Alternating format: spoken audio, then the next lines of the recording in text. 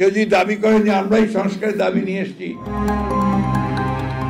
বিএনপির মহাসচিব মির্জা ফখরুল ইসলাম আলমগীর বলেছেন, সংস্কারের জন্য নির্বাচন বন্ধ হয়ে থাকতে পারে না, আর সংস্কারের কারণে একটা অনির্বাচিত সরকারের হাতে দিনের পর দিন দেশ চালানো দিতে পারি না।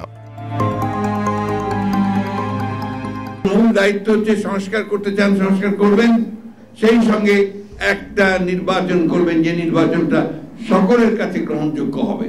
রাজনৈতিক দলগুলো আপনার প্রতিপক্ষ নয়। শনিবার জাতীয় প্রেস ক্লাবে এক আলোচনা সভায় এসব কথা বলেন তিনি।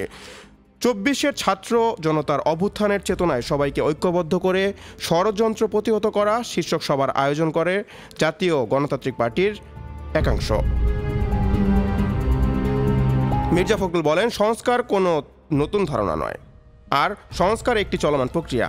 প্রতি মুহূর্তে সংস্কার হচ্ছে, সেই ধারা চলতে থাকবে, সেজন্য নির্বাচন বন্ধ হয়ে থাকতে পারে না। রাজনৈতিক দলগুলো আপনাদের সহযোগিতা করছে, সহযোগিতা করেই চলেছে।